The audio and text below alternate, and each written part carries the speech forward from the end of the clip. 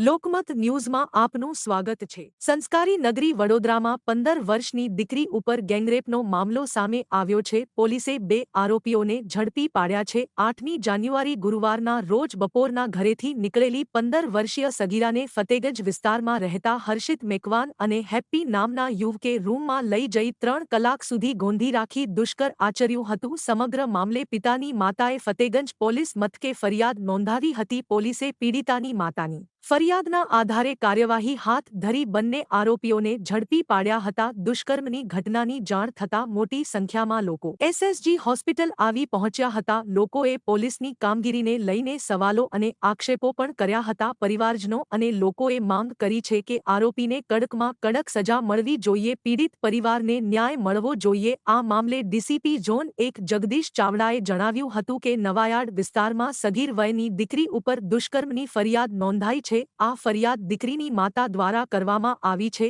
આ કેસમાં કુલ 2 આરોપીઓના નામ આપવામાં આવ્યા છે। પોલીસે અલગ અલગ ટીમો બનાવીને બંને આરોપીઓને ઝડપી પાડ્યા છે। એક આરોપીની ઉંમર આશરે 19 વર્ષ છે અને બીજાની 20 વર્ષ છે। આરોપીઓની પૂછપરછ ચાલુ છે।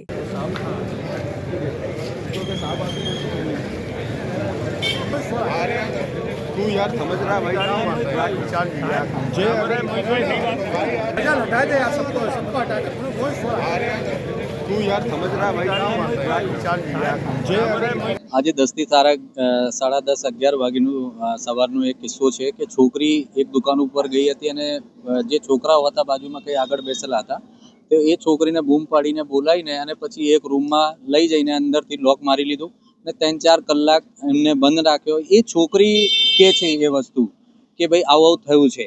તો પછી અમે લોકો ભેગા થયા પોલીસ સ્ટેશનની બહાર જેટલા પણ લોકો હતા તો પોલીસવાળા અમને કંઈ વાત કરવા દેતા હતા નહીં અને પછી અમને પૂછે છે કે શું થયું છે, તમને શું લાગે છે એમના સાથે શું થયું છે। તો એ પોલીસનું વિષય છે કે ભાઈ અંદર રૂમમાં શું થયું છે એ તમે તપાસ કરો, એમના ટેસ્ટ કરાવો, મેડિકલ કરાવો। એ લોકો કશું કરતા નહીં હતા। પછી બધા સમાજના લોકો ત્યાં ભેગા થયા। પછી એ લોકો ઉપરના જે આલા અધિકારીઓ હતા એ લોકો ત્યાં પોલીસ સ્ટેશનમાં ભેગા થયા। પછી એ લોકોએ છોકરી જોડે વાત કરી। પછી છોકરીનો જે કેવું હતું એ સાંભળ્યો। પછી એમને એ લોકોએ બધા મળીને અહીં મોકલ્યો છે અને અત્યારે તપાસ ચાલે છે। આગળ જોઈએ શું થાય છે શું નહીં। આજરોજ નવાયાર્ડ વિસ્તારમાં જે ફતેગંજ પોલીસ સ્ટેશન વિસ્તારમાં આવેલો છે ત્યાં એક સગીર વયની દીકરી ઉંમર વર્ષ 15 એની ઉપર બળાત્કારની ફરિયાદ એ દીકરીની માતા દ્વારા આપવામાં આવેલી છે। એ અનુસંધાને પોલીસે એના માતા પિતાને બોલાવી વ્યવસ્થિત પૂછપરછ કરી અને ફરિયાદ દાખલ કરી છે। ફરિયાદમાં એની માતાને જે સગીર વયની દીકરી છે એમને 2 આરોપીના નામ લખાવ્યા છે। એ બંને આરોપી જે છે એમને ફતેગંજ પોલીસ સ્ટેશન દ્વારા હાલ રાઉન્ડ અપ કરી દેવામાં આવ્યા છે। આગળની તપાસ ચાલુ કરવામાં આવી છે। સર ટોટલ કેટલા આરોપી છે અત્યારે ફરિયાદમાં જે બતાવેલા છે એ ટોટલ 2 આરોપી છે અને બંને આરોપીને પ્રથમ એક આરોપીને પકડ્યો અને એના લગભગ કલાક 1.5 કલાક પછી પોલીસે અલગ અલગ વિવિધ ટીમો બનાવી અને મારી એલસીબી અને ફતેગંજના ડિસ્ટાફ દ્વારા બીજા આરોપીને પણ રાઉન્ડ અપ કરીને લાવવામાં આવ્યા છે। દીકરીનું અત્યારે મેડિકલ જે છે કરાવવામાં આવી રહ્યું છે। આગળના પુરાવો એકત્ર કરી અને આગળની કાયદેસરની કાર્યવાહી કરવામાં આવશે।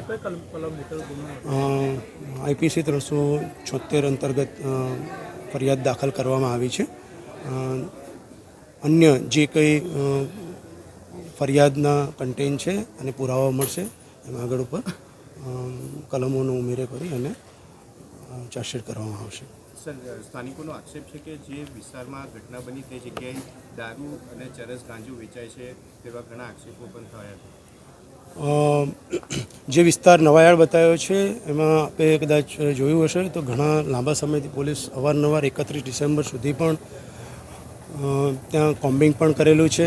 અનેક દારૂના કેસ પણ કરવામાં આવેલા છે અને હજુ પણ પોલીસને કોઈપણ પ્રકારની બાતમી આપવામાં આવશે તો ચોક્કસ ખાતરી આપીએ છીએ કે ત્યાં રેડ કરી અને આગળની કાયદેસરની કાર્યવાહી કરીએ છીએ। એ બાબતમાં અમે કટિબદ્ધ છીએ કે અમને કોઈ પણ આપની પાસે ઇન્ફોર્મેશન હશે આપ દ્વારા આપવામાં આવશે, ચોક્કસ રેડ કરીશું અને એ વસ્તુને નેસ્ત નાબૂદ કરીશું। સર નાબાલિગ પર બલાત્કારની ઘટનાને લઈને લોકોમાં આક્રોશ છે, શું આશ્વાસન આપો છો?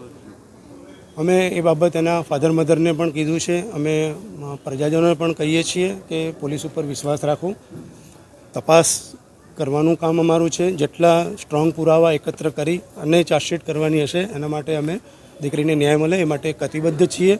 એક એક પુરાવો એકત્ર કરી અને અમે એનું ચાર્જશીટ કરીશું.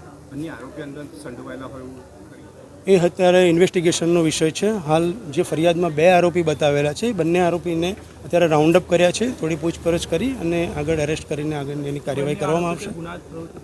બીજા અત્યારે હાલ જસ્ટ એમને કીધું એ પ્રમાણે રાઉન્ડ અપ કર્યા છે. જ્યાં સુધી એની પૂછપરછ નહીં કરીએ ઊંડાણપૂર્વક ત્યાં સુધી એ બાબતમાં કોમેન્ટ નહીં કરી શકાય. એ પૂછપરછ પછી જ ખ્યાલ આવી શકશે. એક આરોપીની ઉંમર આશરે 19 વર્ષ છે, એક આરોપીની ઉંમર આશરે 20 વર્ષ છે.